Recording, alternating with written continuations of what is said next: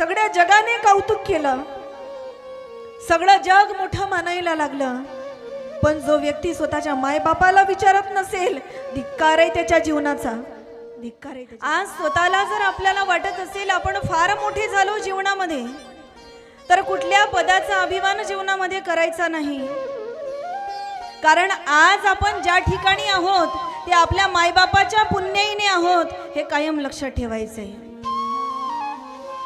मुलं जर जीवनामध्ये मोठे होत असेल तर ते मायबापाच्या पुण्याईने मोठे होतात। मोठं होण्यासाठी 4 गोष्टी लागतात जीवनामध्ये: स्वतःचे प्रयत्न, आईवडिलांचे आशीर्वाद, साधू संतांचं मार्गदर्शन आणि भगवान परमात्म्याची कृपा। या 4 गोष्टी ज्याच्या जीवनात आहे ना, तो जगमान्य पुरुष झाल्याशिवाय राहत नाही, तो जगमान्य पुरुष निश्चित होतो जीवनामध्ये। आज मुलांना आपल्या आई वडिलांची अक्कल काढायला अजिबात काही लागत नाही। मुलं म्हणतात, आई तुला ना अजिबात अक्कल नाही। त्यांना अक्कल नव्हती म्हणून त्यांनी आपल्याला लहानाचं मोठं केलं, आपल्याला स्वतःच्या पायावर उभं केलं। दिवाळीला जर 2000 रुपये साडीला मिळाले तर त्यातले 500 खर्च केले आणि 1500 राखून ठेवले। कशासाठी? मुलाच्या शिक्षणाला कामाला येईल, मुलीसाठी कामाला येईल। त्या मायबापाची किंमत आम्ही काय ठेवली जीवनात? स्वतःला कधी विचारा। खरंच आपल्या जीवनामध्ये आपल्या आईवडिलांना काही स्थान आहे? आपण आपल्या आईवडिलांना जीवनात महत्त्व दिलं? नसेल दिलं तर द्या, कारण मेलेल्या बापाच्या फोटोला, आज फोटो लागलाय ना इथे, मेलेल्या बापाच्या फोटोला किती कवटाळलं, बाप परत येणार आहे नाही। मेलेल्या मायच्या फोटोला रात्र दिवस पकडून पकडून ढसा ढसा तुम्ही रडलात तरी ती माय परत येणार नाही, मेलेला बाप परत येणार नाही। जोपर्यंत जिवंत आहे तोपर्यंत त्यांचा मान सन्मान काय लागतो हो त्यांना? त्यांना संपत्तीची गरज लागत नाही, त्यांना पैसा लागत नाही, त्यांना तुमचं धन लागत नाही, तुमची दौलत लागत नाही, त्यांना लागतात तुमचे 2 प्रेमाचे शब्द। ते बोलायला पण आपल्याकडे वेळ नाही। आज मायबापाची किंमत घरामध्ये राहिलेली नाही। जोपर्यंत गोठ्यात गायन घरात माय सुरक्षित होती तोपर्यंत देश जाग्यावर होता। गोठ्यातली गाय मरायला लागली आणि घरातली माय वृद्धाश्रमात जायला लागली तेव्हापासून देशाची परिस्थिती विस्कटलेली आहे, लक्षात घ्या। आपली आई आपल्याला रागाने बोलेल तरी सुद्धा 5 मिनिटांना तीच आपल्याला तिच्या कुशीत घेईल, तीच आपल्याला जवळ घेईल। ज्याला हात नाही त्याला विचारा हाताची किंमत काय, ज्याला पाय नाही त्याला जाऊन विचारा पायाची किंमत काय, ज्याला माय नाही जा त्याच्याकडे 5 मिनिट बसा आणि त्याला विचारा ना आईची किंमत काय आहे जीवनामध्ये। अरे जोपर्यंत बापाची कौतुकाची थाप पाठीवर मिळत नाही ना, जगात कितीही मोठं तुम्ही विजय मिळवा, कितीही मोठं यश संपादन करा, पण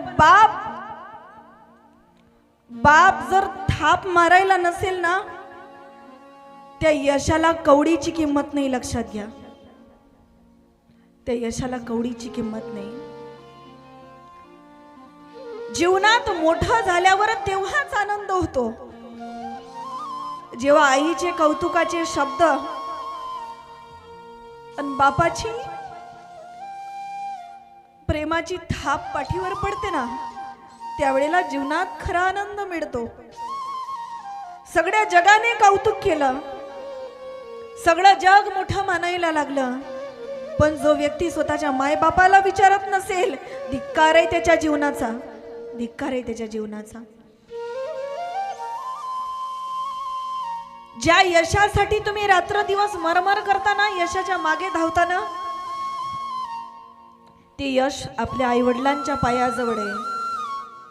जो आईवडिलांच्या पायावर डोकं ठेवतो त्याला जगाचे तडवे चाटायची गरज पडत नाही।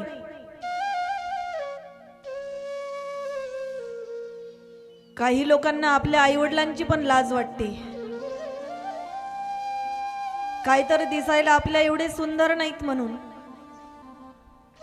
आपल्या आईवडिलांचा स्वाभिमान जीवनामध्ये असायला पाहिजे, कारण ज्या दिवशी जगातली माय गेली न बाप गेला, प्रेमाचा सागर जगातला आटला. लक्षात घ्या, आई वडील आहे तोपर्यंत जगातलं प्रेम जिवंत आहे. मायेचा सागर, प्रेमाचा आगर आपल्या जीवनामध्ये जिवंत आहे.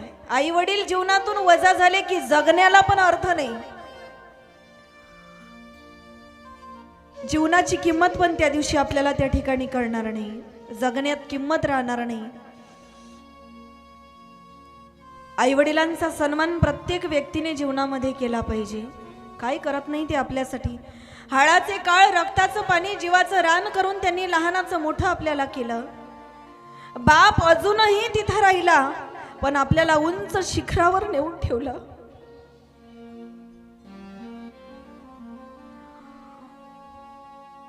एक एक रुपया गोळा करून आपल्यासाठी गोळा केला. आपण शिकावं, मोठं व्हावं, स्वतःच्या पायावर उभं राहावं. बाप आजारी पडत होता, औषध आपल्यासाठी हजर राहत होतं. बाप सगळ्या गावामध्ये अनवाणी पायाने फिरत होता. 4-4 चपलांचे जोड आपल्याला राहत होते. बापाला 2च शर्ट, आपल्याला कपड्याचा ढिगाराच्या ढिगारा लावून दिला. काय कमी केलं आपल्या बापाने आपल्यासाठी? काय आपल्या आई वडिलांनी आपल्यासाठी कमी केलं जीवनामध्ये? सर्व जग विरोधात गेलं ना तरी चालेल, सर्व जग आपल्यापासून दुरावलं तरी चालेल, पण आपले मायबाप आपल्यापासून कधीच दुरावता कामा नये, कधीच नाही. मायबाप नावाची संपत्ती ज्याच्या जीवनात हजर आहे ना, त्याला जीवनात कुठल्याच गोष्टीची कमतरता नाही. आईची माया, बापाचं प्रेम हे ज्या व्यक्तीला जीवनात कळालं त्याच्यासारखा भाग्यवान माणूस नाही या जगात. मी सांगत असते, जोपर्यंत माहेरामध्ये तुमची माय जिवंत आहे ना, तुमचं माहेर पण तोपर्यंत जिवंत आहे जोपर्यंत माहेरात माय जिवंत आहे. माहेरातली माय गेली की त्या माहेराला पण अर्थ राहत नाही. आई वडिलांची किंमत प्रत्येक व्यक्तीने आपल्या जीवनामध्ये केली पाहिजे. पण खरं सांगू, आईची किंमत त्या दिवशी आपल्याला जीवनामध्ये कळते ज्या वेळेला आपण स्वतः आई होतो ना, त्या दिवशी कळते. आपण बाहेर फिरायला जातो, आई आपल्याला रागवत असते, अगं लवकर घरी येशील. आपल्याला वाटतं काय ही अशी आहे, मी मोठी झाली आहे, मला कळतं ना माझं संरक्षण कसं करायचं, मला माहिती आहे ना कधी घरी यायचं. पण ज्या दिवशी आपण आई होतो ना, आपल्याला मुलगी होते, त्या दिवशी कळतं की आपली आई आपल्याला का म्हणत होती लवकर घरी ये.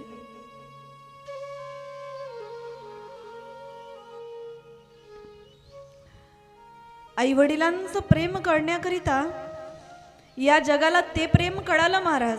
मुलाने मुलीवर करायचं आणि मुलीने मुलावर करायचं. एक गुलाबाचं फूल देऊन आय लव्ह यू म्हणणारं प्रेम जगाला कळालं, ज्यामध्ये केवळ वासना आहे. हे प्रेम जगाला कळालं. पण ज्या मायबापाने स्वतःचं रक्त आटवून आमचं आयुष्य घडवलं, ते प्रेम या जगाला अजूनही कळालं नाही.